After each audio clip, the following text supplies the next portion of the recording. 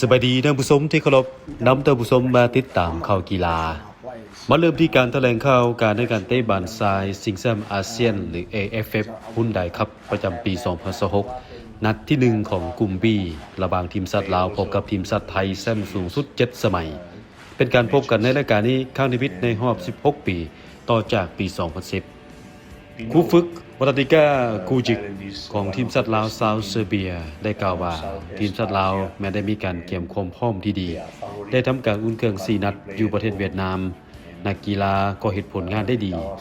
สำหรับการพบกับทีมชาติไทยเป็นทีมที่แข็งแกร่งแต่จะนำทีมเฮ็ดผลงานออกมาให้ดีที่สุดเพื่อแฟนบ้านชาวลาวในขณะที่ดามดทองคำสวัสดิ์ตัวแทนนักกีฬาทีมชาติลาวก็ได้กล่าวว่าสำหรับเกมนี้เป็นเกมที่ยากเนื่องจากว่าทีมชาติไทยเป็นทีมชั้นนำของอาเซียนทีมชาติลาวได้เกมทีมมา2 เดือนพวกเขาจะพยายามเฮ็ดให้เต็มที่แบ่งคะแนนในบ้านให้ได้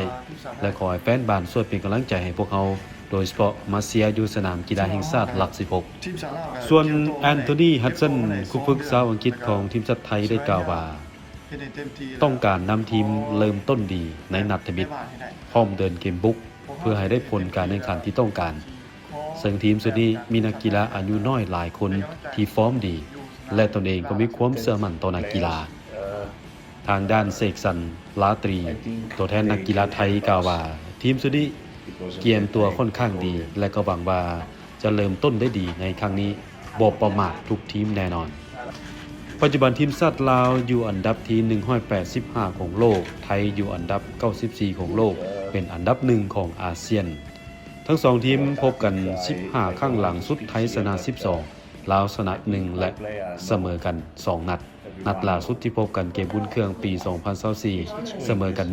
1-1 เฉพาะการพบกันในรายการนี้ล่าสุดในปี2010 16ปีที่ผ่านมาที่จาการ์ตาอินโดนีเซียเสมอกัน2-2